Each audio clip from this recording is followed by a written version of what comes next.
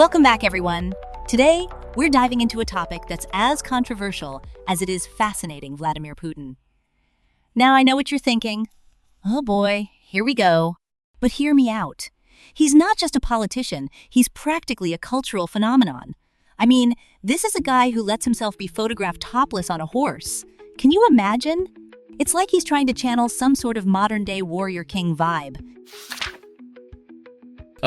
Yeah, that's wild. I mean, who does that? It's like he's trying to be the ultimate Instagram influencer, but for a whole country. Laughs. Exactly. And it's not just about the photo ops. For many Russians, he's seen as the savior of the nation. He rose from humble beginnings, faced a tough childhood. He was the only surviving child in his family, which is just heartbreaking. Wow, that's intense. So, he really had to fight for everything, huh? I mean, it's like a real-life superhero origin story. Sigh. Right?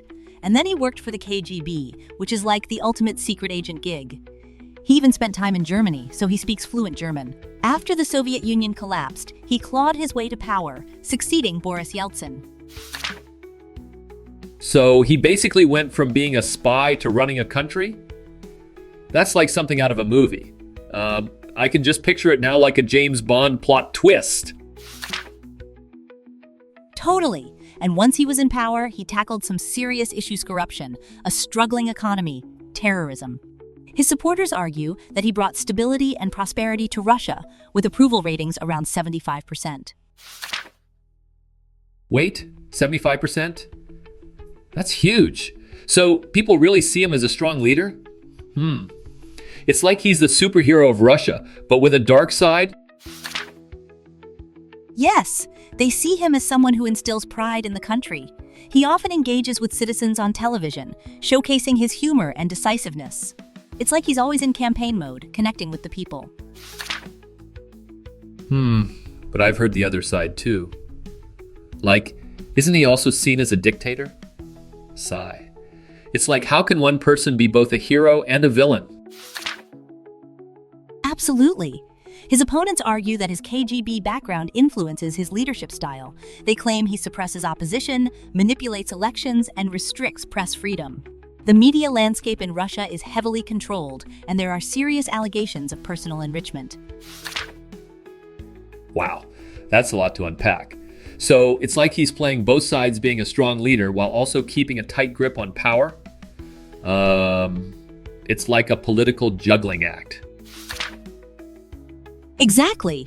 And things escalated after the annexation of Crimea, which really strained relations with the West. Putin defends his actions as necessary for national security, but many view him as an aggressor. So it's like he's walking a tightrope between being a hero and a villain? That's so complex.